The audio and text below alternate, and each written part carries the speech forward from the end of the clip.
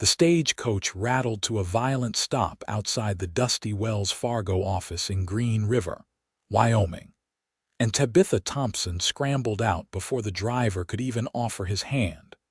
Her cream-colored traveling dress, already stained with the red dust of a journey that had begun 3 days prior in Denver. She clutched a worn carpetbag to her chest like a shield, her dark auburn hair falling loose from its pins after hours of desperate flight, and her green eyes darted nervously back down the rutted street as if expecting pursuit at any moment. The afternoon sun beat down mercilessly on the rough frontier town, casting harsh shadows from the false-fronted buildings that lined the main thoroughfare, and somewhere nearby, a piano played badly in what she assumed was a saloon. Her heart hammered against her ribs as she pressed herself against the weathered boards of the Wells Fargo office, trying to catch her breath and organize her scattered thoughts. Behind her lay everything she had ever known, the comfortable Boston townhouse where she had been raised, the society teas and careful manners, and most importantly, the man her father had promised her to without consultation or care for her wishes. Gordon Fairfield was 43 years old, a business associate of her father's with thin lips and calculating eyes that had made her skin crawl the first time he looked at her like property he was about to acquire. The wedding had been set for next month, all the arrangements made, her protests dismissed as girlish nerves that would settle once she understood her duty to the family. She had run instead, taking what little money she had saved from birthday gifts and small allowances over the years, and booking passage on the first westbound train. Now, standing in this rough Wyoming town in the summer of 1882, she had perhaps $50 left to her name, no connections, no prospects, and no plan beyond putting as much distance as possible between herself and the fate her father had chosen for her. "You look lost, miss." The voice came from somewhere to her left, low and gentle despite its inherent roughness, and Tabitha spun to find a tall man leaning against the hitching post outside the general store. He wore dusty work clothes, leather chaps over worn denim, a faded blue shirt, and a wide-brimmed hat that shadowed eyes she could not quite make out. A gun belt hung low on his hips, but his hands were nowhere near the weapon, instead occupied with rolling what appeared to be a cigarette. "I am fine, thank you," Tabitha said automatically, though her voice trembled slightly, betraying the lie. She straightened her shoulders, trying to summon some semblance of the proper Boston lady she had been raised to be, even as that identity felt like a costume she was desperately trying to shed. The man studied her for a long moment, and even from this distance she could sense his assessment, though it felt different from the way Gordon Fairfield had looked at her. There was no possessiveness in it, no calculation of her value as a commodity. Instead, it seemed almost protective, concerned in a way that made her throat tighten unexpectedly. "Austin Stone," he said finally, touching the brim of his hat in a gesture of respect. "I work the cattle ranch about 5 miles north of here, been in town picking up supplies." He paused, then added carefully, "I only mention it because you look like trouble might be following you, and trouble has a way of catching up in small towns where everyone notices strangers." Tabitha felt her defenses crumble slightly at his directness. There was something honest about this man, something solid that made her want to trust him despite every warning she had received about rough Western men and their loose morals. "Is it that obvious?" she asked, her voice barely above a whisper. "You have been watching the street like you expect someone to come riding in with bad intentions," Austin said, not unkindly. "And your bag is packed like you left in a hurry." "None of my business, of course, but this is not the easiest town for a woman alone, especially one who is not from around here." Before Tabitha could respond, a commotion erupted from the far end of the street. Two men on horseback were talking to the stagecoach driver, gesturing animatedly, and even from this distance she could see the driver pointing in her direction. Her blood rang cold. She had not expected her father to send anyone after her so quickly, had hoped for at least a few more days to disappear into the vastness of the West. Austin followed her gaze, his posture shifting almost imperceptibly into something more alert, more dangerous despite his relaxed appearance. "Those men looking for you. I do not know them," Tabitha said, which was technically true, though she could guess easily enough who had sent them. Her father had connections everywhere, business arrangements that spanned the country, and enough money to hire men to retrieve his wayward daughter like a piece of lost luggage. "But they are looking for you," Austin said, and it was not a question. The men were dismounting now, their attention fixed on her, and Tabitha felt panic rising in her chest like a physical thing. She had come so far, risked so much, and the thought of being dragged back to Boston, to Gordon Fairfield and a life of miserable duty, made her want to weep or scream or both. "Listen to me carefully," Austin said, his voice still calm but with an edge of urgency that made her focus entirely on his words. "Do you have anywhere to go? Anyone here who can vouch for you?" "No," Tabitha admitted, hating how small her voice sounded. "I just arrived. I thought perhaps I could find work or travel further west, but I have very little money left and no real plan." The men were crossing the street now, their intentions clear in the purposeful way they moved. They would be here in moments, and whatever small freedom she had grasped would be gone, crushed under the weight of her father's will and society's expectations. "Marry me," Austin said. Tabitha stared at him, certain she had misheard. "What?" "Marry me," he repeated, and this time she could see his face clearly as he stepped closer, pushing his hat back slightly. He was perhaps 25 or 26, with brown eyes that held both kindness and steel, a strong jaw dusted with stubble, and sun-weathered skin that spoke of years working outdoors. "Right now, before those men reach us.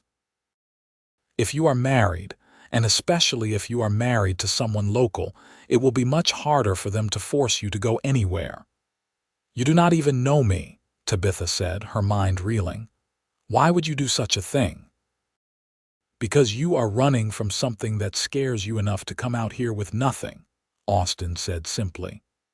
"And because I recognize that look in your eyes. My sister had the same look before our father tried to sell her off to some cattle baron twice her age. She ran too, made it to California, and I swore then that if I ever had the chance to help another woman in that situation, I would. You would marry a stranger just to help her." Tabitha could barely process what he was offering, the magnitude of such a gesture. "The judge is right there," Austin said, nodding toward the building behind them, which she now realized was the courthouse. "Quick ceremony, legal and binding. You would have my name and my protection, at least enough to send those men away. What you do after that, whether you stay or move on once the danger passes, that would be your choice." The men were 10 yards away now, their faces setting grim determination.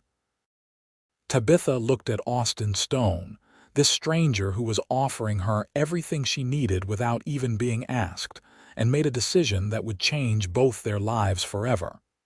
"Yes," she said. "Yes, I will marry you." Austin took her hand, his calloused palm warm against her smaller fingers, and pulled her toward the courthouse entrance. "Judge Morrison," he called out as they burst through the door, "I need you to perform a wedding right now."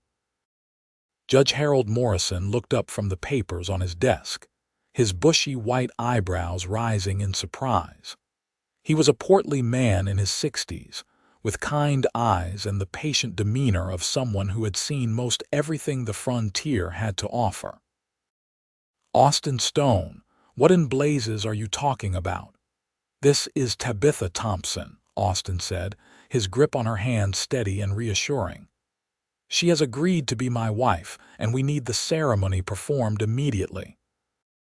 The judge studied them both, clearly sensing something unusual in the request, but he was also a practical man who understood that people had their reasons for urgency. "You are both of legal age and sound mind." "I am 24, Austin said. 20, Tabitha added, her voice stronger now despite her racing heart. "And yes, of sound mind and willing consent."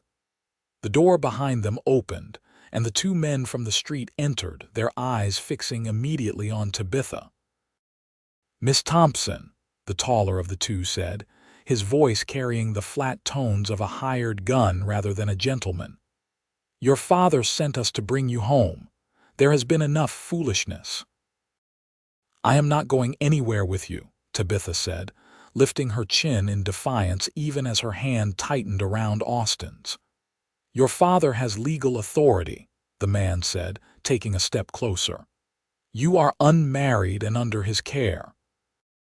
"Actually," Judge Morrison said, his voice taking on the authoritative tone that came from 20 years on the bench, "if Miss Thompson is of legal age, which she claims to be, her father has no authority to force her return. And if she is about to be married, as Mr. Stone has requested, then she will be under her husband's protection, not her father's." The second man, shorter and broader, made a move toward Tabitha, but Austin shifted position smoothly, placing himself between them. His hand did not go to his gun, but the possibility hung in the air like a threat. "The lady has made her choice," he said quietly. "I suggest you respect it." "We have been paid to bring her back," the tall man insisted. "Then you will have to tell your employer that circumstances changed," Judge Morrison said firmly. He pulled out the necessary forms from his desk drawer with practiced efficiency. "Now, unless you want to interfere with official court business, I suggest you wait outside while I perform this ceremony." The two men exchanged glances, clearly uncertain how to proceed. Their instructions had likely covered a lone woman, easy to intimidate or physically compel, not a woman about to marry a local man under the protection of a territorial judge. After a tense moment, they retreated to the door, though they did not leave entirely, instead taking up position just outside where they could watch through the window.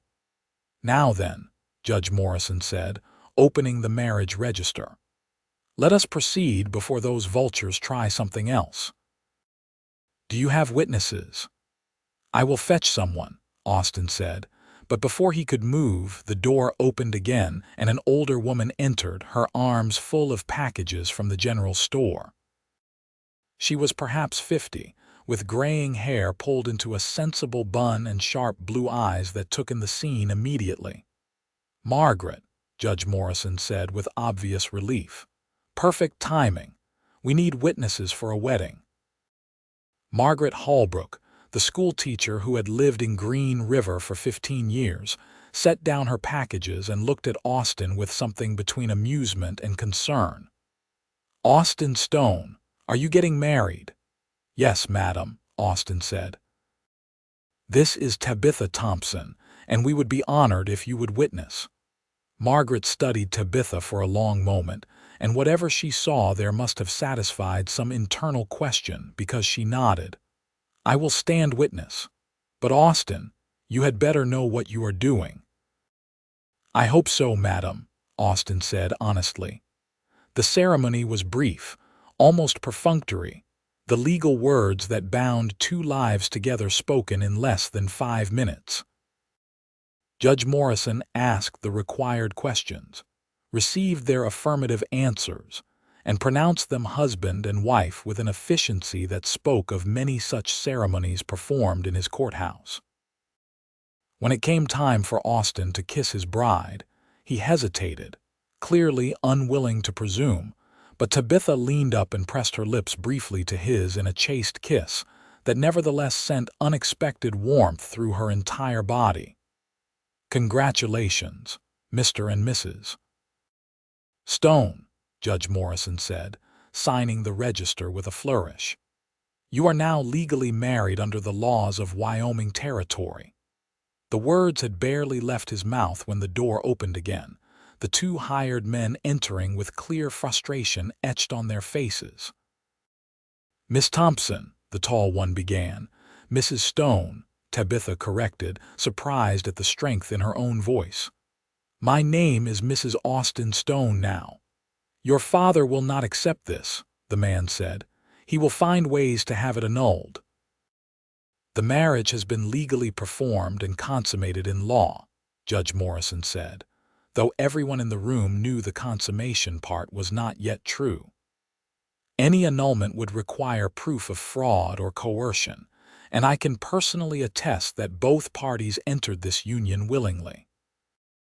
Now I suggest you gentlemen leave town before I have Sheriff Carter run you out for harassment." The men looked at each other again, clearly calculating whether they had any remaining moves to make.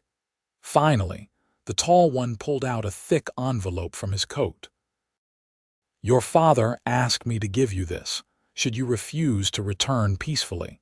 He said you would understand the consequences." Tabitha took the envelope with trembling fingers, recognizing her father's handwriting on the outside. She did not open it, could not bear to read whatever threats or guilt-laden words he had written, but the weight of it in her hand felt like the past trying to pull her back into its orbit. "You have delivered your message," Austin said. "Now leave my wife alone." The finality in his tone must have convinced them, because after one last long look at Tabitha, as if memorizing her face to report back, the two men turned and left the courthouse. Through the window, they could be seen mounting their horses and riding slowly out of town, defeated but not necessarily gone for good. "Well," Margaret Holbrook said into the sudden silence, "that was dramatic. Austin, perhaps you should take your bride somewhere private to discuss what happens next." Austin nodded, looking at Tabitha with an expression she could not quite read. "My wagon is outside. I have a small house on the ranch where I live. It is not fancy, but it is clean and safe. You are welcome to stay there, at least until you decide what you want to do."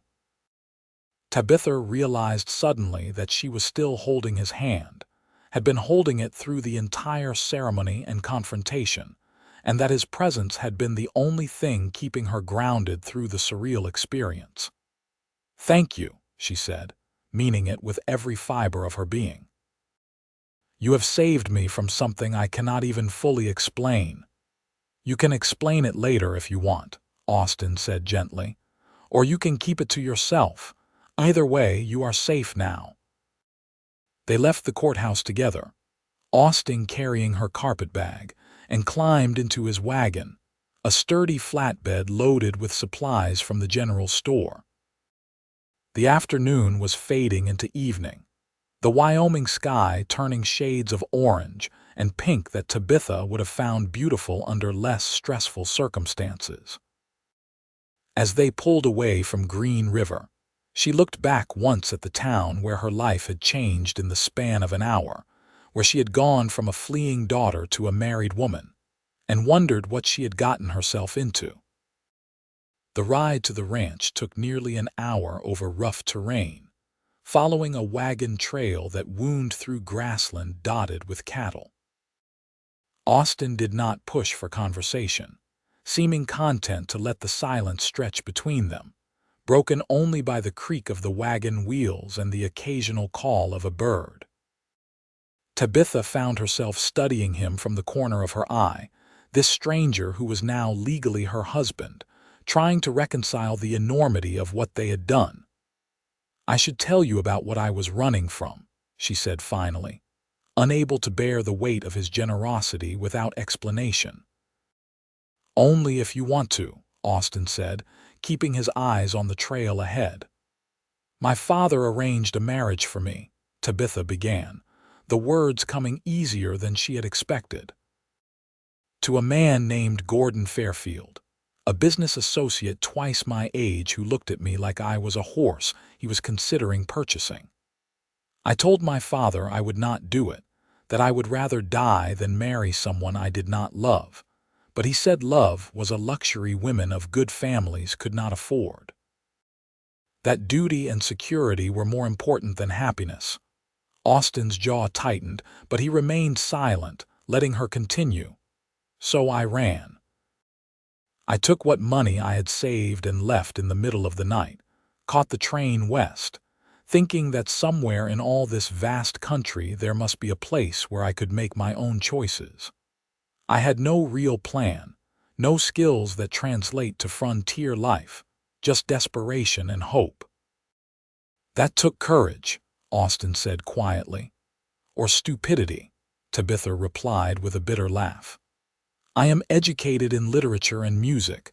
I can manage a household and plan a proper dinner party, but I have no idea how to survive out here. I would probably have ended up destitute in another week." "Education is not worthless," Austin said. "And you are clearly smart enough to know when to run and brave enough to do it. That counts for something." They crested a small hill, and Tabitha saw the ranch spread out below them, a modest operation with a small house, a barn, several outbuildings, and what looked like a couple hundred head of cattle grazing in the distance. It was simple, even rough by the standards she had been raised with, but there was something honest and solid about it that appealed to something deep in her chest. "It is not much," Austin said, clearly seeing the ranch through her eyes. "I have been building it up for 3 years since I saved enough to buy the land. Eventually, I hope to have a real operation, maybe 1,000 head, hire some hands. But for now it is just me and whatever day laborers I can afford during busy seasons." "It is yours," Tabitha said. "That is worth more than all the fancy houses in Boston that belong to banks and family trusts." Austin glanced at her, something like approval in his eyes. "You understand that better than I expected." He pulled the wagon up to the house, a small wooden structure with a covered porch and glass windows that suggested permanence rather than temporary shelter. Inside, Tabitha found a single large room divided by function rather than walls. A kitchen area with a wood stove and basic implements occupied one corner, a sitting area with a worn sofa and chair another, and a bed with a simple frame and what looked like a hand-stitched quilt took up the third. A door led to what she assumed was a small additional room, perhaps for storage or bathing. "I will sleep in the barn," Austin said immediately, setting her carpetbag down near the bed. "You can have the house. It is not proper otherwise given the circumstances." Tabitha felt a complicated rush of emotions at his words. Relief, certainly, that he was not expecting the marriage to be real in that sense, but also something else, something that might have been disappointment though she could not quite acknowledge it. "You do not have to do that. This is your home. And you are my wife," Austin said with a slight smile. "At least on paper. That means your comfort and safety come first. We can figure out the rest as we go, but for tonight you need rest and privacy after what you have been through." He was right, though Tabitha found herself reluctant to see him go. He had been her anchor through the chaos, the one solid thing in a day that had overturned her entire existence. "Austin," she said as he turned toward the door, "why did you really do it? Your sister cannot be the only reason. You just bound yourself legally to a complete stranger." Austin paused, his hand on the doorframe, and when he spoke his voice carried a weight of memory. "My mother was in an arranged marriage. My father was not a bad man, exactly, but he was cold, practical, and he saw his wife as a worker rather than a partner. She died when I was 15, worn down by years of joyless duty. At her funeral, I heard her sister say that she had wanted to run once before the wedding, but had nowhere to go and no one to help her. I swore then that if I ever had the chance to give a woman the choice my mother never had, I would take it. The simple honesty of his answer made Tabitha's throat tighten with emotion. "You are a good man, Austin Stone."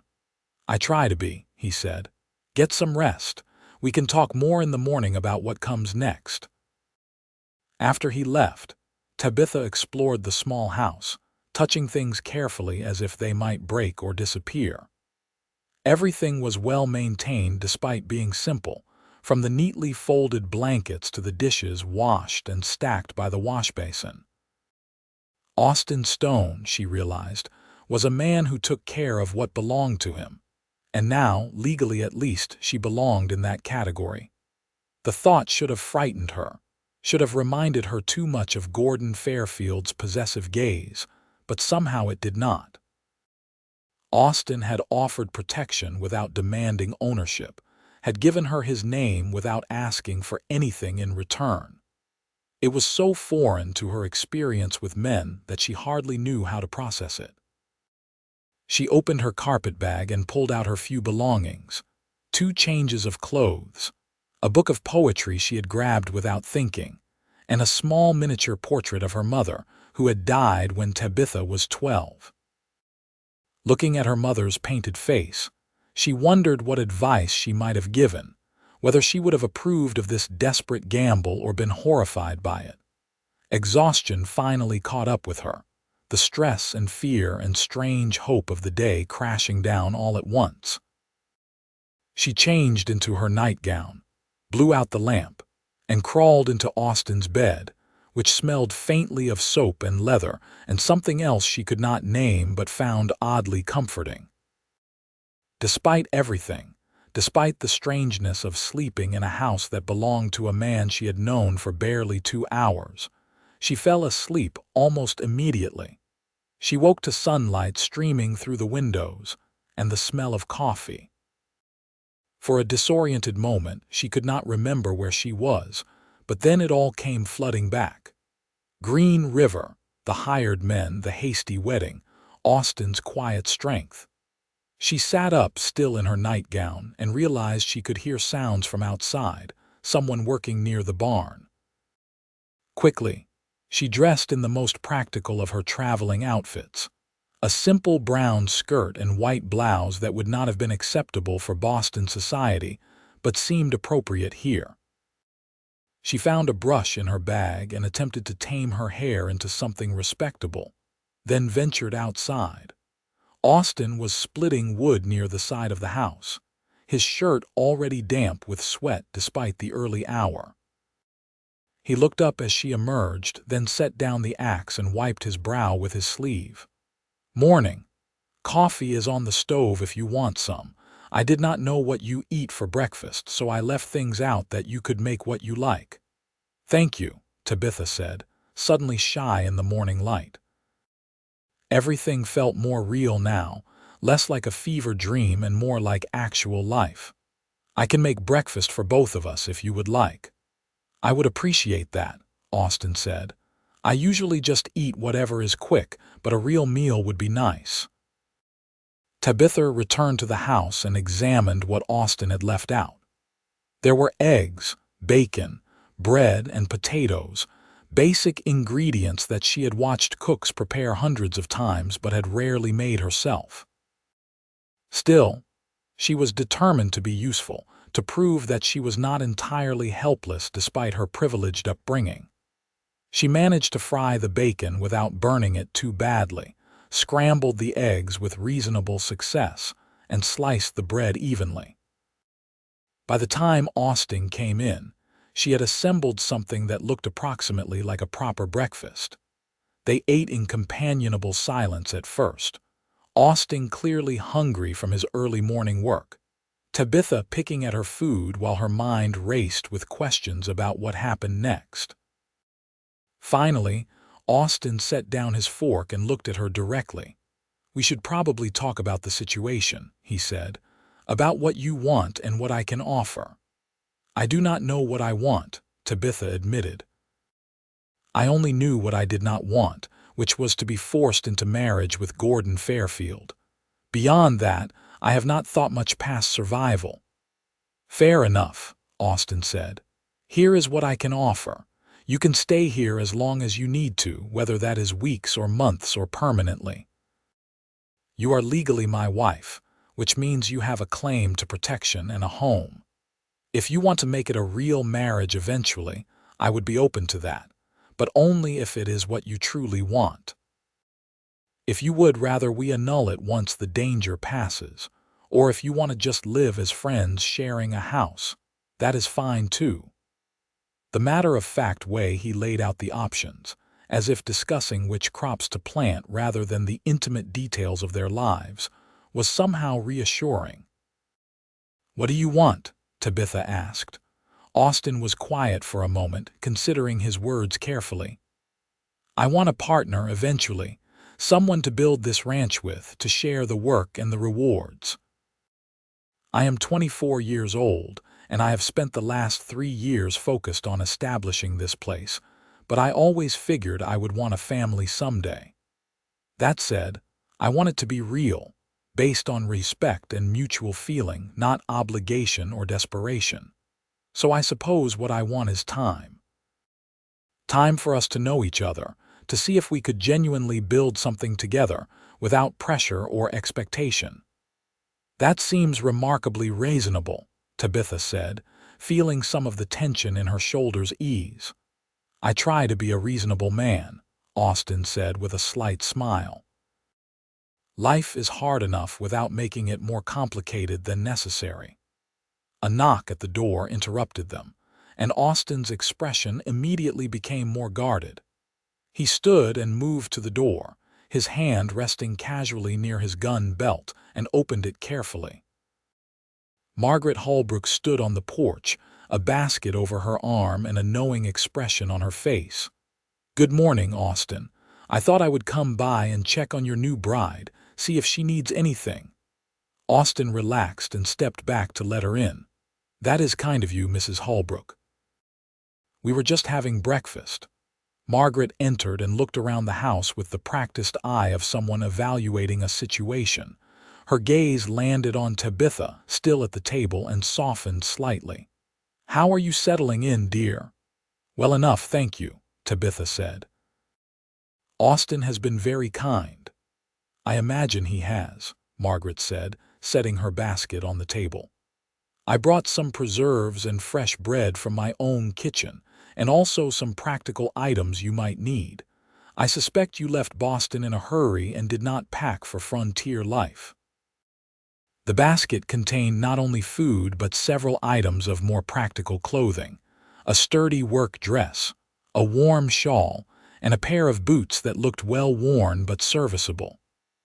Tabitha felt her eyes prick with unexpected tears at the thoughtfulness of it. I also wanted to give you this, Margaret said, pulling out a small book from the bottom of the basket. It is a guide to prairie living written by a woman who came west 30 years ago. I found it invaluable when I first arrived, and I thought it might help you adjust. Thank you, Tabitha said, meaning it deeply. You did not have to do any of this. Perhaps not, Margaret said, but I remember what it was like to be new and overwhelmed, and I believe in helping where I can. Also, she turned to Austin, I wanted to let you know that those 2 men who were looking for Mrs. Stone left town last night, but they may not be gone for good. Sheriff Carter said they were asking questions at the hotel before they left, wanting to know about Austin Stone and whether his marriage was legitimate. Austin's expression darkened. They are going to report back to her father. Undoubtedly, Margaret agreed. Which means you should be prepared for further complications. A man wealthy enough to send hired trackers halfway across the country is not going to give up easily. Tabitha felt her brief peace shatter. She had known, logically, that her father would not simply accept her disappearance, but she had hoped for more time before the next confrontation. What can he do? We are legally married. He can make trouble, Margaret said bluntly. He can claim coercion or fraud. He can try to have the marriage annulled through legal channels. He can send more men with more explicit instructions. Men of wealth and influence do not like to be defied, especially by their daughters. Then we will deal with it when it comes, Austin said firmly. For now, Tabitha is my wife and under my protection. Anyone who wants to change that will have to go through me. Margaret studied him for a long moment, then nodded with apparent satisfaction. You are a good man, Austin Stone. Your mother would be proud. After Margaret left, the day settled into something approaching normalcy, or at least what passed for normal in their strange new situation. Austin returned to his work, explaining that he needed to check on the cattle and repair a fence that had come down during the last storm. Tabitha used the time to properly organize the house, putting away her few belongings and familiarizing herself with where things were kept. She found herself reading through the book Margaret had given her, absorbing information about everything from preserving food to treating common injuries to managing a household without servants or modern conveniences. It was overwhelming, the sheer amount of practical knowledge required to survive out here, but also strangely exciting. For the first time in her life, she would have to be truly useful, would have to learn skills beyond needlepoint and French. Austin returned in the late afternoon, dusty and tired, and found Tabitha attempting to prepare dinner using the instructions from the book. She had managed to make a passable stew from salt pork and vegetables, though it was nothing like the elegant meals she had been served in Boston. "This is good," Austin said after tasting it, and she could tell he meant it. "You are learning fast." "I have to," Tabitha said. "I cannot expect you to do everything while I sit useless." "You are not useless," Austin said. "You are just learning a different way of life. That takes time." Over the next several weeks, they developed a routine.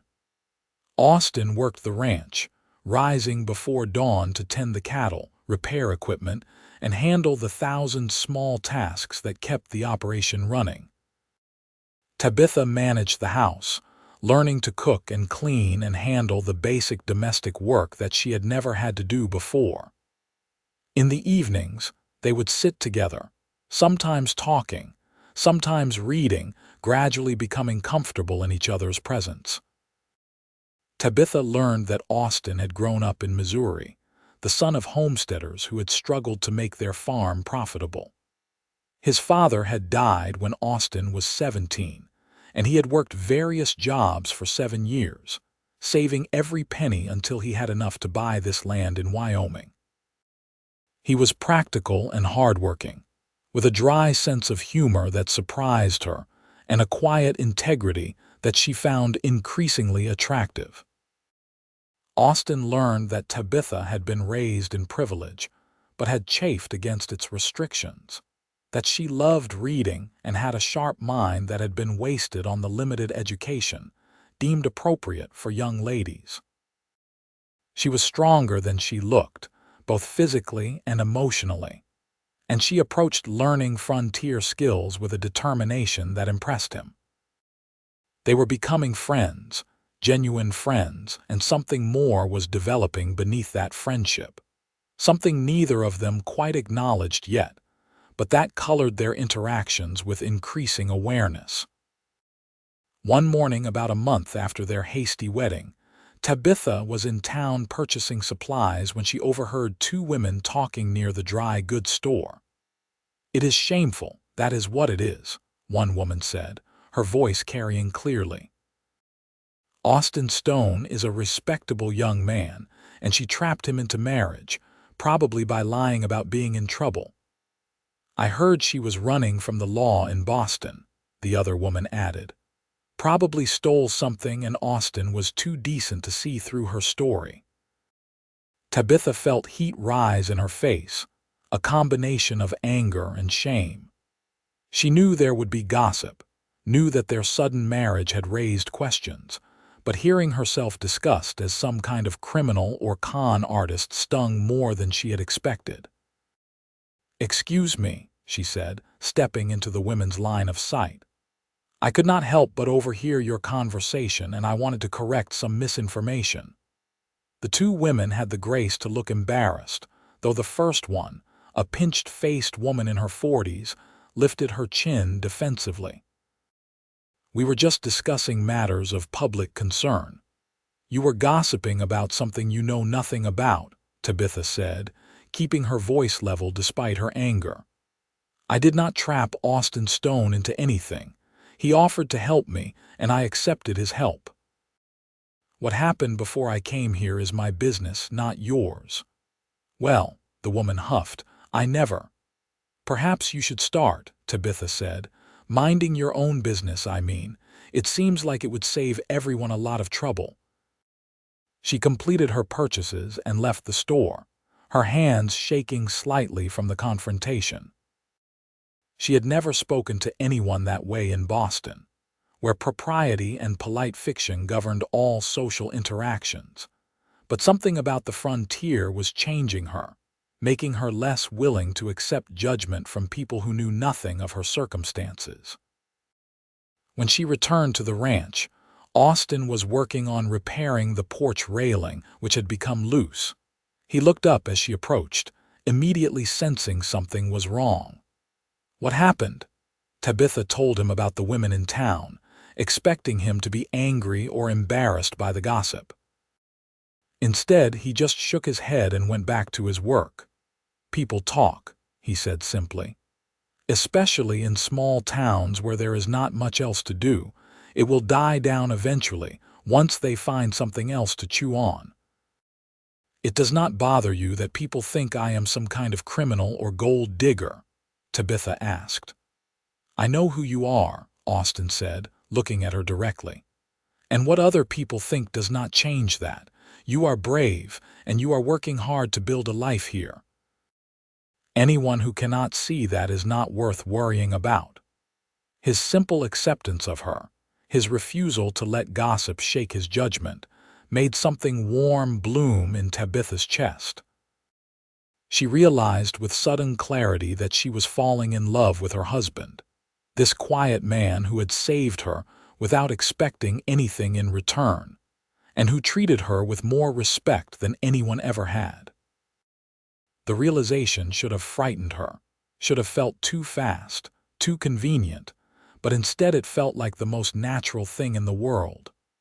Austin Stone was everything Gordon Fairfield was not, everything she had hoped might exist but had begun to doubt. He was honest and kind and strong, not in the way that demanded submission, but in the way that offered shelter while respecting independence. That night after dinner, they sat together on the porch watching the sunset paint the sky in shades of orange and purple. The air was cooling after the heat of the day, and somewhere in the distance cattle lowed contentedly. "Austin," Tabitha said quietly, "I want you to know that I am grateful for everything you have done for me, not just the marriage but the way you have treated me since. You have given me time and space to figure out who I am, and that means more than I can express." "You do not need to thank me," Austin said. "Yes, I do," Tabitha insisted, "because I also want you to know that this marriage, which started as a necessity, has become something real for me. I am not saying we have to change anything immediately, but I wanted you to know that when I think about the future, I think about building it with you. As a true partnership, the kind you talked about." Austin turned to look at her, and in his eyes she saw hope mixed with caution. "Are you sure?" "I do not want you to feel obligated because I helped you." "I am sure," Tabitha said, reaching for his hand. "I am falling in love with you, Austin Stone. Maybe I already have fallen. I know that is probably too fast, probably seems suspicious given our circumstances, but it is the truth." Austin's hand tightened around hers, and when he spoke his voice was rough with emotion.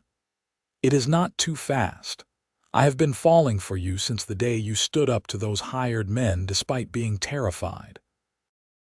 Watching you adapt to life here, seeing your strength and determination, it has just made it worse.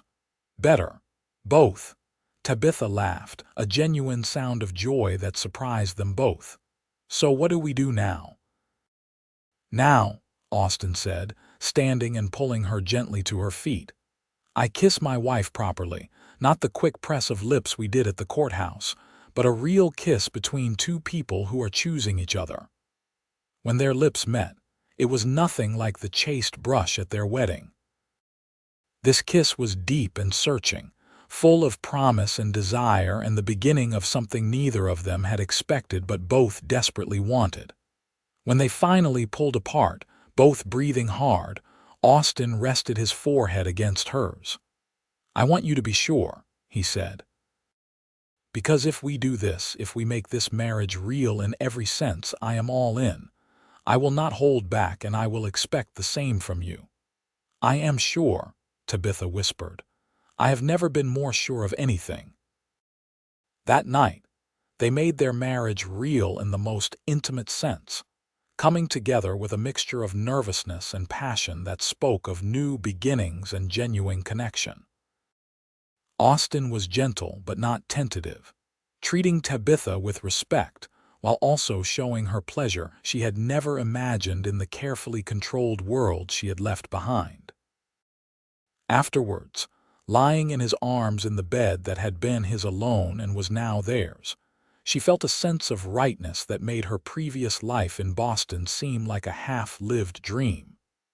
The next weeks passed in a golden haze of discovery and deepening love.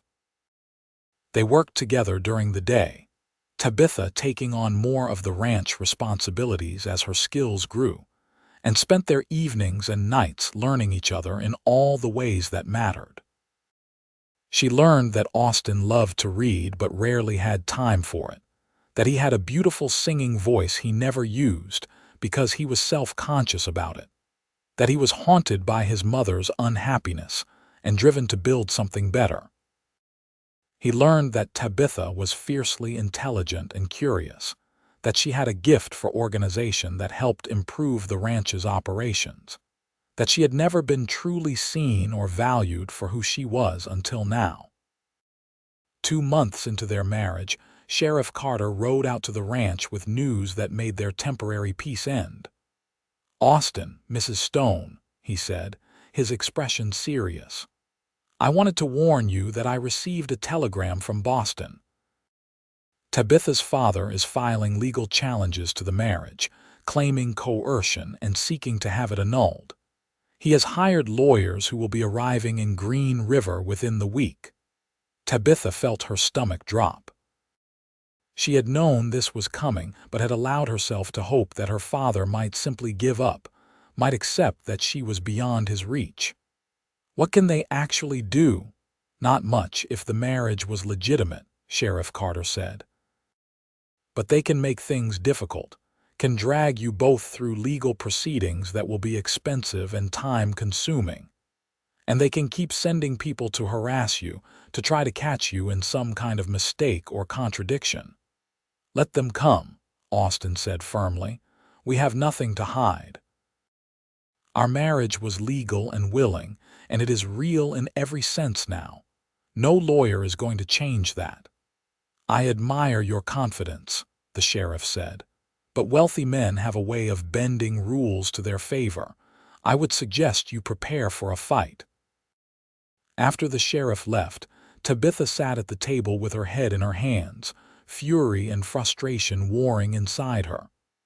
I am so sorry, she said. I have brought nothing but trouble into your life.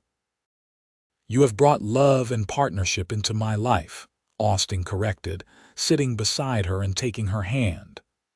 The trouble is from your father, not from you, and we will face it together. The lawyers arrived the following Tuesday, 3 men in expensive suits who looked completely out of place in Green River's dusty streets. They set up in the hotel and immediately began making inquiries, interviewing townspeople about Austin and Tabitha, looking for any evidence of impropriety or fraud. What they found instead was a community that had come to respect Tabitha and value Austin. Margaret Holbrook testified that she had witnessed the wedding, and that both parties had been willing and of sound mind. Judge Morrison provided detailed documentation of the ceremony and its legal validity. Even some of the women who had initially gossiped about Tabitha found themselves defending her when pressed by the lawyers. Frontier solidarity trumping petty jealousy in the face of outside interference. The lead lawyer, a severe man named Whitmore, finally requested a meeting with Austin and Tabitha at the courthouse. They arrived together, united in their resolve, and sat across from him at Judge Morrison's large oak desk.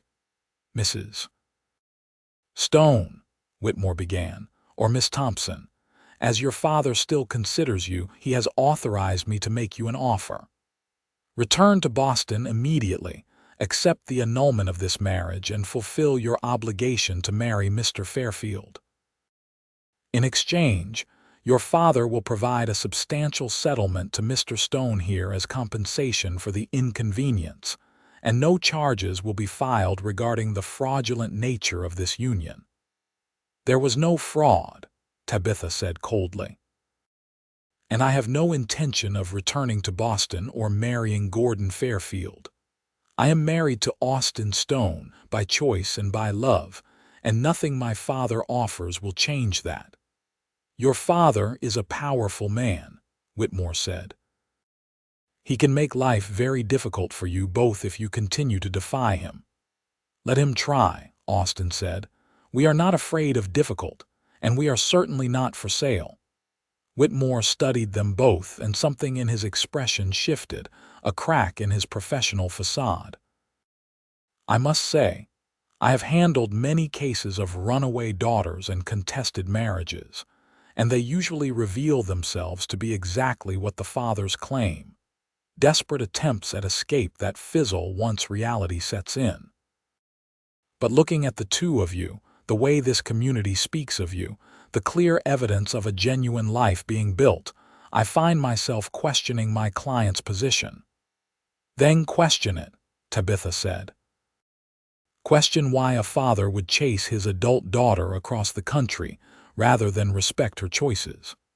Question why he would try to force a marriage she clearly does not want. Question whether his rights as a father extend to destroying her happiness." Whitmore was silent for a long moment, then gathered his papers. "I will report back to your father that the annulment is not viable and that any further legal action would likely fail. What he does with that information is his decision. But for what it is worth, Mrs. Stone, I hope you find the happiness here that you sought." After he left, Tabitha collapsed against Austin, relief and residual fear making her shake. "Is it really over?" "For now," Austin said. "Your father may try something else, but he is running out of legal options. And the longer we are married, the harder it will be for anyone to claim it is not legitimate." Judge Morrison, who had remained silent during the meeting, spoke up. "Austin is right. Give it another few months, especially if you can demonstrate the marriage is stable and happy, and no court would touch an annulment claim. Your father will eventually have to accept that he has lost this particular battle." They returned to the ranch, hopeful but wary, and threw themselves into the work of building their life together. Autumn was approaching, which meant preparing for winter, a task that required all their combined effort and focus. They worked side by side, Austin teaching Tabitha the skills she needed and Tabitha contributing ideas that improved their efficiency. One evening in early October, as they were finishing dinner, Tabitha felt a wave of nausea that had been recurring for the past week. She had been ignoring it, attributing it to eating something that disagreed with her, but suddenly another possibility occurred to her, one that made her heart race with a mixture of excitement and fear. "Austin," she said carefully, "when did we last go to town?" About 2 weeks ago. Why? Austin looked up from his plate, immediately sensing something in her tone. I think I might need to speak with a doctor, Tabitha said. Or at least Margaret, she might know about these things. Understanding dawned in Austin's eyes. You think you are pregnant? I am not sure, Tabitha admitted. But certain signs suggest the possibility. The next day they rode into town together, and Tabitha met with Dr. Harrison, an older gentleman who had been practicing medicine in Green River for a decade. After a brief examination and some carefully personal questions, he confirmed what Tabitha had suspected. You are definitely with child, Mrs. Stone, he said with a warm smile. Perhaps 2 months along, if I had to guess. Congratulations to you both. Austin received the news with a joy so pure and unguarded that it made Tabitha fall in love with him all over again. He lifted her carefully, as if she were suddenly made of glass, and spun her around once before setting her down and kissing her deeply. We are having a baby, he said, wonder in his voice. A real family. We are, Tabitha agreed, tears of happiness streaming down her face. Are you happy about it? Happy does not even begin to cover it, Austin said. Terrified, excited, grateful, all of it at once. The pregnancy cemented their marriage in the eyes of the community and effectively ended any remaining questions about its legitimacy. When word reached Boston, conveyed reluctantly by Whitmore's firm, it apparently convinced Tabitha's father to cease his legal challenges. She received one final letter from him, cold and formal, stating that he considered her dead to the family and that she should expect no support or inheritance from the Thompson estate. Tabitha read it once, then burned it in the stove, feeling nothing but relief that the connection was finally, irrevocably severed. Winter came to Wyoming with fierce cold and heavy snows, but the small house was warm and well stocked with supplies they had carefully prepared. Tabitha's pregnancy progressed normally, though she found the physical limitations frustrating after months of increasing capability and independence. Austin was attentive without being overbearing, taking on more of the heavy work while still respecting her need to contribute. They spent the long winter evenings reading together, Austin's deep voice bringing books to life in the firelit room, or talking about the future, about the child who was coming and the life they would build as a family. Austin admitted that he wanted several children, having been lonely as a child with only his sister for company. Tabitha, who had grown up essentially alone after her mother died, agreed that a large family sounded wonderful. In March of 1883, during a late winter storm, Tabitha went into labor. Margaret Holbrook had agreed to serve as midwife, having attended dozens of births over her years in Green River, and she arrived at the ranch house with her supplies and her calm, competent demeanor. Austin was banished to the barn for propriety's sake, though he paced outside the house most of the night, worried and helpless. 17 hours after the labor began, Tabitha delivered a healthy baby boy. Austin was summoned back inside to find his wife exhausted but radiant, holding their son wrapped in the quilt that had covered their bed. His name is James, Tabitha said. James Samuel Stone, if you approve.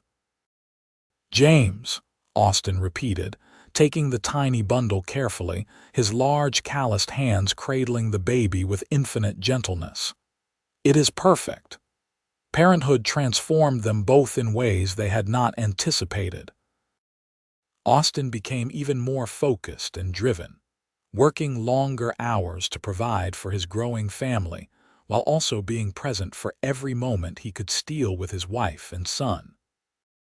Tabitha discovered reserves of strength and capability she had not known she possessed, managing the household and caring for an infant while still contributing to the ranch's operation. James was a healthy, happy baby who rarely fussed and seemed content to observe the world with his father's brown eyes. As he grew from infant to toddler, he became a fixture around the ranch, following Austin on his rounds whenever possible and developing an early love for horses that delighted both his parents. 2 years after James was born, Tabitha delivered twin girls, Emma and Clara, a pregnancy that had surprised them all and a birth that kept Austin pacing frantically, until Margaret emerged from the bedroom with the news that both mother and babies were healthy. The small house suddenly seemed much smaller with 3 young children, and Austin began making plans for an addition, a proper second bedroom and expanded living space. The ranch prospered as well, growing from Austin's initial modest herd to a substantial operation that required hiring 2 permanent hands to help with the work. Austin proved to be a fair but exacting employer, and he attracted good workers who respected him and treated Tabitha with the deference due to the boss's wife. The house was expanded as planned, then expanded again a few years later when a 3rd daughter, Rose, arrived, and then a 4th child, another son they named Henry. By 1890, 8 years after their desperate wedding in Green River's courthouse, Austin and Tabitha Stone were established pillars of the community. Their ranch was one of the most successful in the area. Their children were healthy and thriving, and their marriage was recognized as one of the strongest and happiest anyone knew. Tabitha had transformed from a terrified fugitive into a confident frontier woman, someone other women came to for advice and support. Austin had grown from a solitary rancher, focused only on survival, into a man with deep roots in his community, someone people trusted and respected. On their 8th anniversary, Austin surprised Tabitha by planning an evening alone, arranging for Margaret to watch their 4 children so they could have dinner together without interruption. He took her to the small restaurant that had opened in Green River the previous year, a luxury they rarely indulged in, and over a meal that neither of them had to cook, they reflected on the journey that had brought them here. "You ever regret it?" Austin asked. "Running away, marrying a stranger, building this life instead of the one you were raised for." Tabitha reached across the table and took his hand, the same hand that had offered her salvation 8 years ago. "Not for a single moment. Everything I lost in leaving Boston was nothing compared to what I found here. You, our children, this life where I am valued for who I am rather than what I represent. How could I regret any of that, even the hard parts?" Austin pressed. "The gossip, the legal battles, the physical difficulty of frontier life. Especially the hard parts," Tabitha said. "They made me strong, made us strong. I would not trade easy comfort for genuine partnership and love." Austin raised her hand to his lips and kissed her knuckles, a gesture he had done countless times over their years together, but which still made her heart flutter. "I fell in love with you the moment you said yes in that courthouse. Did you know that? Standing there in your ruined traveling dress, terrified but determined, trusting me with your entire future. I knew I would spend the rest of my life trying to deserve that trust." "You have more than deserved it," Tabitha said. "You have given me everything I did not even know to hope for." They returned home late to find their children asleep and Margaret waiting with an amused expression. "Those 4 are a handful," she said, "but they are good children. You are doing well with them." After Margaret left, Austin and Tabitha checked on each of their sleeping children, a nightly ritual they rarely skipped. James, at 6, was already showing signs of becoming a natural cattleman like his father. The twins, Emma and Clara, at 4 were inseparable and precociously intelligent, always asking questions about everything. Little Rose, at 2, was the quietest of the bunch, content to observe and absorb, while baby Henry at 6 months was just beginning to discover the world beyond eating and sleeping. Standing in the doorway of the children's room, watching them sleep peacefully, Tabitha leaned against Austin's shoulder. "We made this," she said softly. "All of this from a desperate gamble in a courthouse to a real family and a real home." "We did," Austin agreed, "and we are not done yet. There are still years ahead, more children maybe, watching these ones grow up and make their own choices. I am looking forward to all of it as long as you are beside me." "Always," Tabitha promised. "Until the day I die and probably beyond. You are stuck with me, Austin Stone."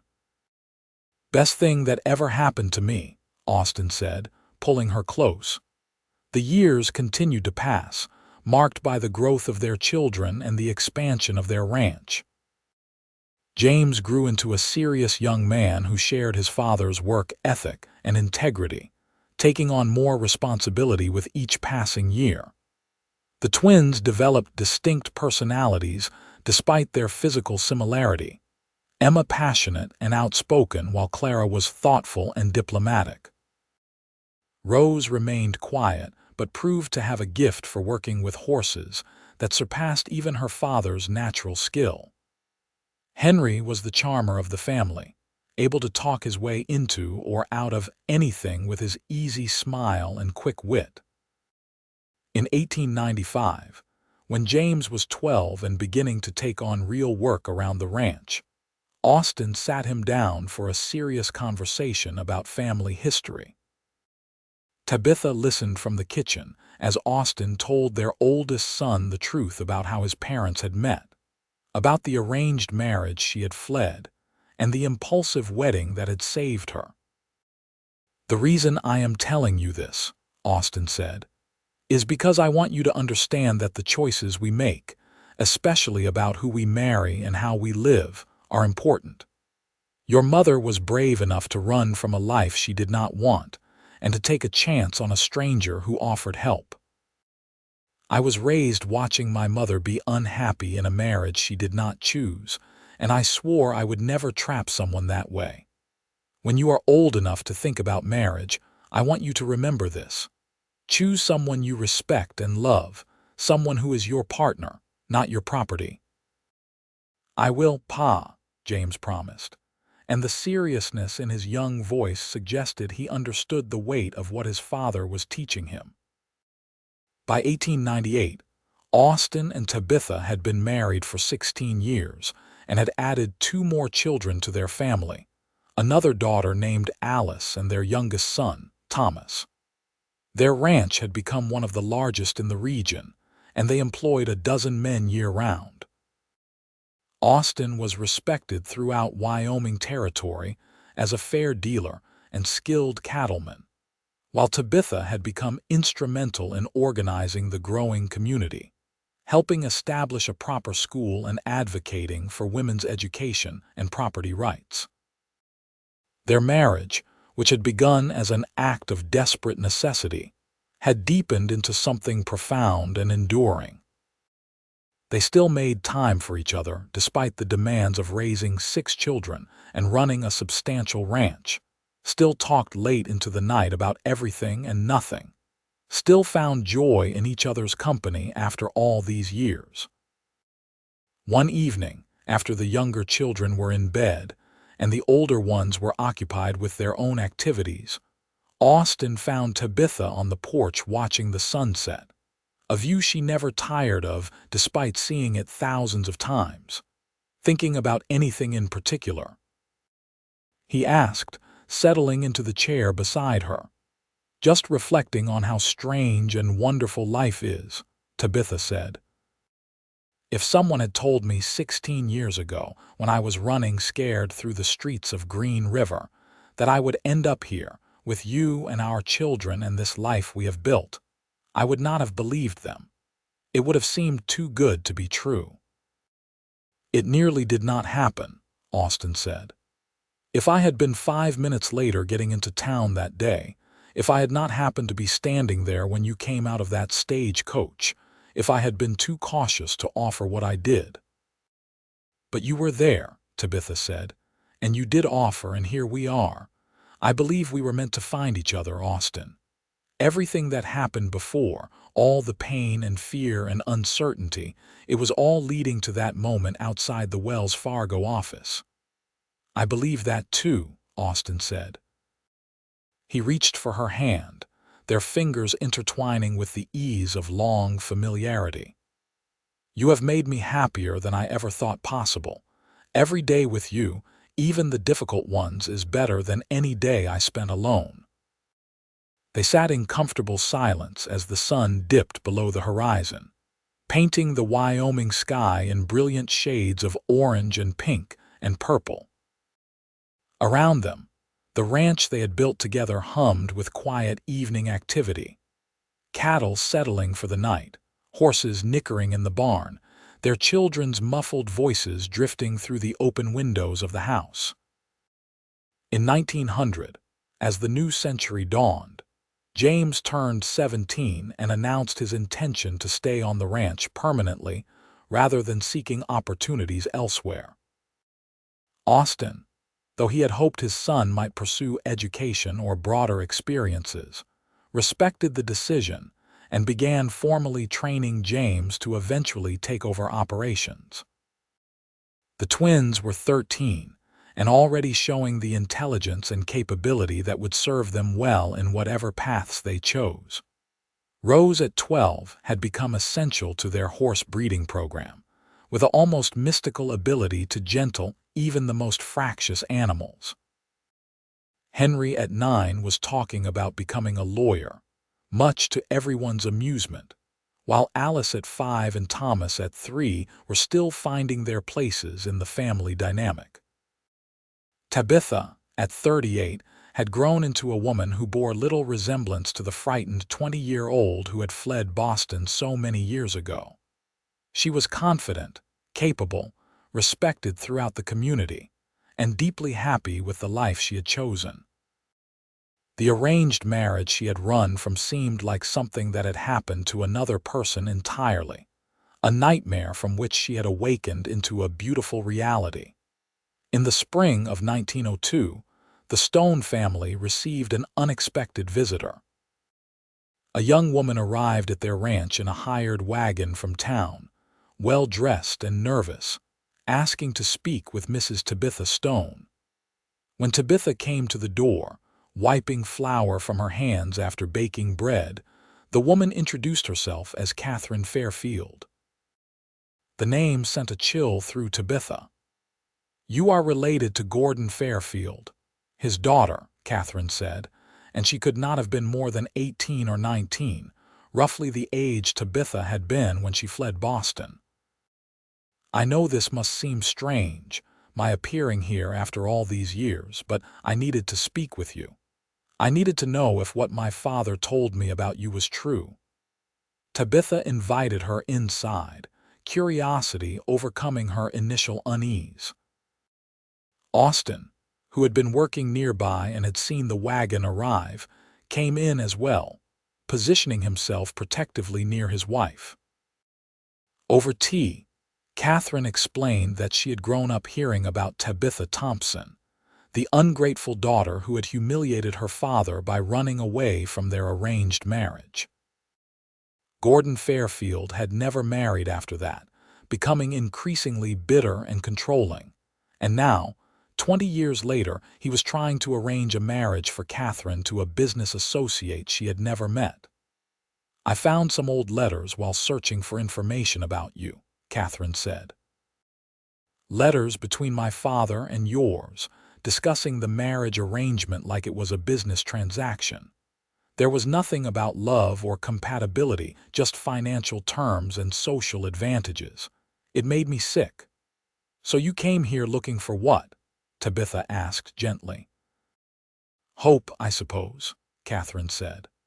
"I wanted to know what happened to you after you ran, whether you managed to build a life or whether my father was right when he said you would end up destitute and desperate. I needed to know that running was not just foolish rebellion, but a real choice that could lead somewhere good." Tabitha looked at Austin, seeing her own memories reflected in his eyes, then turned back to Catherine. "I will tell you my story, but first you need to understand something. Running is not easy, and the life I found here was not what I expected. It was harder in many ways, required more of me than I thought I could give. But it was also mine, built on my own choices and genuine love rather than obligation." She told Catherine everything, from her desperate flight from Boston to the hasty wedding in Green River's courthouse, to the years of building a life and family with Austin. She did not sugarcoat the difficulties or pretend it had been a fairy tale, but she also made clear that every hardship had been worth it for the freedom and happiness she had found. "So you see," Tabitha concluded, "running worked for me because I was lucky enough to find help when I needed it and strong enough to build something new from nothing. But it is not a guaranteed happy ending. You have to be prepared for real struggle." "I am prepared," Catherine said firmly. "I have been saving money for 2 years, and I have a friend in San Francisco who has offered me a place to stay while I find work. I just needed to know that women like us, women who refuse to be traded like property, can actually survive and thrive." "We can," Tabitha assured her. "More than survive, we can be truly happy." Before Catherine left, Austin pulled her aside for a private word. "If you need help," he said quietly, "the kind of help I gave Tabitha, there are good men out here who would be willing to offer protection through marriage. But I want you to understand something important. Tabitha and I were lucky. We happened to be compatible, happened to fall in love, happened to build something real. That does not always happen. So if you do find yourself in that situation, make sure it is with someone who respects you enough to give you choices, not someone who will just become a different kind of trap." "I understand," Catherine said, "and thank you both of you for showing me what is possible." After Catherine left, continuing her journey west to whatever future awaited her, Tabitha and Austin stood together on their porch, watching the dust from her wagon fade into the distance. "You think she will be okay?" Tabitha asked. "I think she has a better chance than most," Austin said. "She is smart and determined, and she has your example to follow. That counts for something." "I hope she finds what we have," Tabitha said. "Not necessarily the same path, but the same kind of happiness." "So do I," Austin agreed. As the years continued to pass, the Stone family grew and changed. James married at 22 to a rancher's daughter named Sarah, and they began working toward establishing their own spread on land. Austin helped them purchase.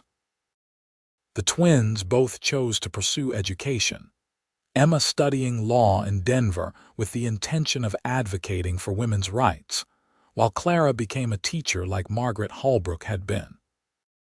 Rose married a horse trainer and moved to Montana, where they established a breeding operation that became regionally famous.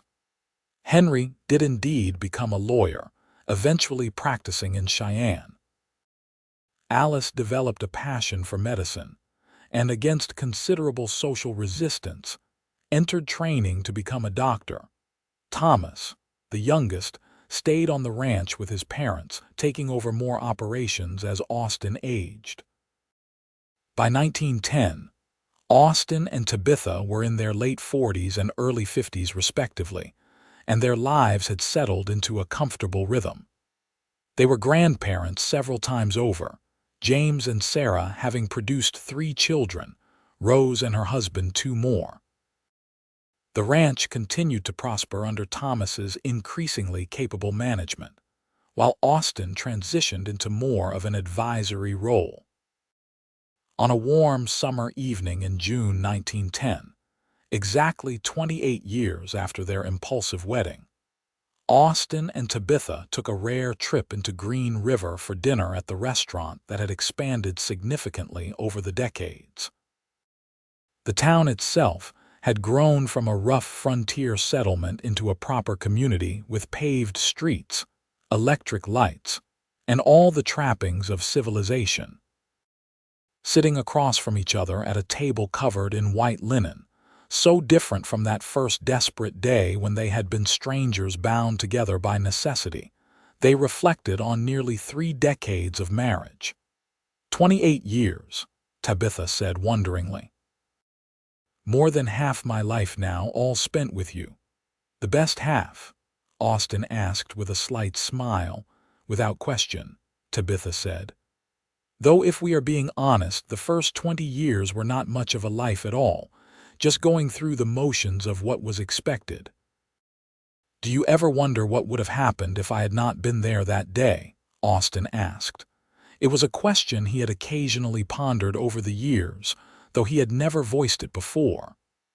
I would have found another way, Tabitha said with certainty. I was determined to be free, even if it killed me.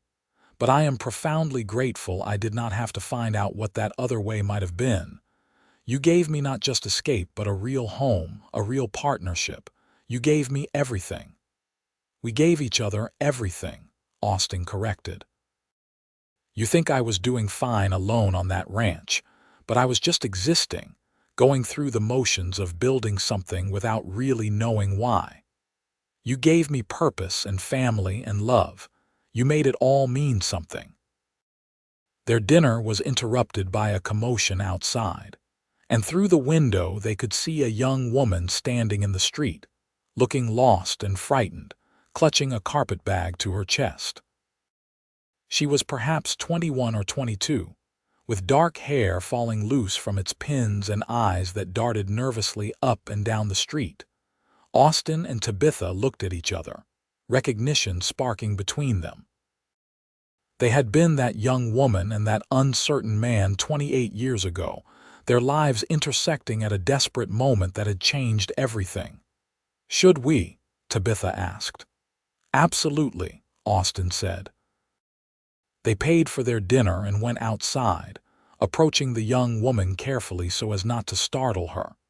She looked up at their approach, and in her eyes they saw the same fear and determination that had driven Tabitha so many years ago. Excuse me, Tabitha said gently. You look like you could use some help. The young woman studied them warily, clearly uncertain whether to trust strangers. I am fine, thank you. My name is Tabitha Stone, Tabitha said, and this is my husband Austin. 28 years ago, I arrived in this town in circumstances that looked very similar to yours. I was running from an arranged marriage, terrified and alone with nowhere to go. Austin offered to help me by marrying me before I could even ask. The young woman's eyes widened. He married you just to help you? He did, Tabitha confirmed. And what started as necessity became the greatest love of my life. I am not suggesting the same solution for you, but I am saying that there are people here who will help, who understand that sometimes women have to run to survive. I am Alina Williams, the young woman said after a moment, her voice trembling slightly. And yes, I am running from an arranged marriage. My family is probably 2 days behind me, maybe less. Then we had better get you somewhere safe, Austin said practically. Our ranch is 5 miles north, and you are welcome to stay there while we figure out a more permanent solution. We have plenty of room, and enough people around that no one can accuse anyone of impropriety. Alina looked between them, clearly trying to decide whether to trust. Finally, she nodded. Thank you. I do not know what I would have done if you had not stopped. As they drove back to the ranch in Austin's wagon, Alina sitting between them wrapped in a shawl against the evening chill, Tabitha felt a sense of rightness, of completing some kind of circle. They had been given a chance at happiness through unlikely circumstances and the kindness of a stranger, and now they could offer the same to someone else. Over the next several weeks, Alina stayed at the Stone Ranch, gradually relaxing as no immediate pursuit materialized. She helped around the house, learning frontier skills from Tabitha just as Tabitha had learned them decades before. Thomas, at 21 and still unmarried, was immediately taken with their guest, though he was respectful and careful not to pressure her. Eventually, Eleanor's story came out in full. She was the daughter of a Chicago merchant who had arranged her marriage to a much older business partner. Unlike Tabitha, Eleanor had some inheritance from her mother that was legally hers, enough to potentially support herself if she could stay free long enough to claim it. She had fled not just to avoid the marriage but to reach California, where her mother's sister lived and might offer support. "You do not have to marry anyone to be safe," Tabitha assured her. "Though if you wanted to, Thomas is a good man who would treat you right. But you can also stay here as our guest for as long as you need, or we can help you get to California, or anything else you choose."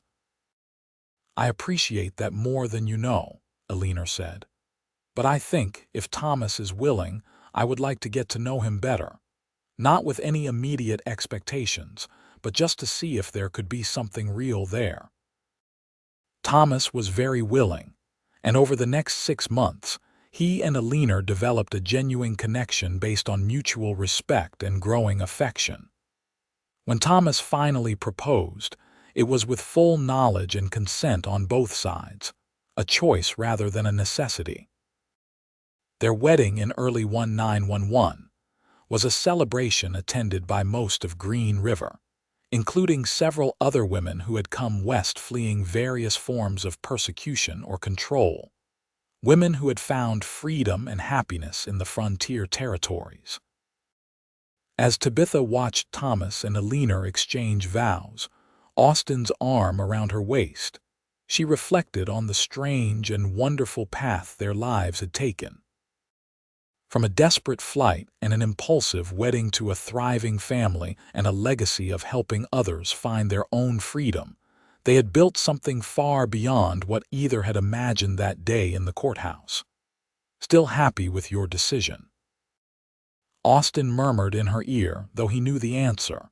"Every single day," Tabitha whispered back. "Best choice I ever made was trusting you." "Second best," Austin corrected with a smile. "The best choice you made was running in the first place, choosing freedom over security." Everything else just followed from that.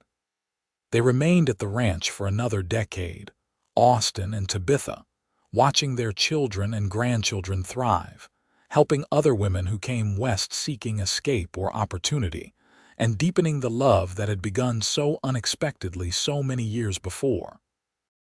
When Austin died peacefully in his sleep in 1924 at the age of 66, he was surrounded by family and secure in the knowledge that he had lived well and loved deeply. Tabitha survived him by another 8 years, remaining active in the community and in her family's lives until her own peaceful passing in 1932 at the age of 70. At her funeral, attended by dozens of children, grandchildren, and great-grandchildren, as well as numerous women whose lives she had touched through her advocacy and support, the story was told of how she had arrived in Green River terrified and alone, and how a cowboy named Austin Stone had offered his name before she could ask, changing both their lives forever. The legacy they left was not just the successful ranch that passed through generations of their family, or the children they raised and who went on to make their own marks on the world. It was something more intangible but equally important, a testament to the power of kindness, the importance of choice, and the possibility of finding true love in the most unexpected circumstances. Their story became legend in Green River and beyond, told and retold as an example of how courage and compassion could transform desperate necessity into lasting happiness. James, at the age of 49 when his mother died, wrote down the full story of his parents' marriage for future generations, ensuring that the details would not be lost to time or romanticism. In his careful account, he included his father's explanation of why he had offered to help a stranger, his mother's honest admission of her fear and uncertainty, and the years of hard work and genuine connection that had turned an impulsive decision into a love story for the ages. They showed us, James wrote in his conclusion, that the circumstances of how a marriage begins matter far less than the choices made every day thereafter. They chose each other repeatedly, in small moments and large ones, building something real from what started as simple necessity. That is the true measure of love, not grand gestures but consistent, daily choice. The Stone family continued to prosper for generations, each new member raised on the story of Austin and Tabitha, taught to value freedom and choice and genuine partnership over social expectation or material advantage. Several of their descendants became advocates for women's rights, inspired by their grandmother's courage in fleeing an arranged marriage and their grandfather's revolutionary act of offering help without demanding ownership. The small house where Austin and Tabitha had first lived gradually expanded over the years to accommodate their growing family, was preserved by later generations as a reminder of humble beginnings and the power of determined love. Visitors to the Stone Ranch could tour the original room where they had spent their first nights as husband and wife, could see the handwritten marriage certificate signed by Judge Morrison, could stand on the porch where they had shared countless sunsets and conversations and quiet moments of contentment. In Green River itself, a historical marker was eventually placed outside the courthouse, commemorating the spot where Austin Stone and Tabitha Thompson had been married in that desperate rush 28 years before the turn of the century. The inscription read simply, "Here, necessity became choice, strangers became partners, and fear was transformed into love through courage and kindness." Their story resonated not because it was perfect or easy, but because it was real. They had struggled and doubted and worked hard to build their life together. They had faced external challenges from Tabitha's father and internal doubts about whether their hasty decision had been wise. But they had persevered, choosing each other and their growing family repeatedly, until what had begun as refuge became home, and what had started as gratitude became genuine, enduring love. In the end, the greatest testament to Austin and Tabitha Stone was not the successful ranch or the large family, or the recognition they received from their community. It was the simple fact that they had created a marriage based on respect, partnership, and genuine affection, proving that even in the rough circumstances of frontier life, even starting from desperate necessity, real love could not only survive but thrive. Their children and grandchildren carried forward their values, building lives based on choice rather than obligation, on partnership rather than possession. The women in the family were raised to believe they could determine their own fates, to know that courage and conviction were more important than compliance. The men were taught that true strength lay in protecting without controlling, in offering support without demanding submission. And sometimes, on quiet evenings when the Wyoming wind whispered through the grasslands and the sunset painted the sky in brilliant colors, later generations of Stones would sit on that old porch and imagine their ancestors there. A cowboy and the woman he had saved, who had in turn saved him, holding hands and watching the day end together, grateful beyond measure for the improbable love they had found in the most unlikely of circumstances. The story of Austin Stone and Tabitha Thompson proved that sometimes the best marriages are not the ones carefully arranged by family or slowly developed over years of courtship, but the ones born from a moment of desperate need and met with unexpected generosity, then nurtured with daily choice and genuine love, until what began as necessity became the greatest gift either had ever received.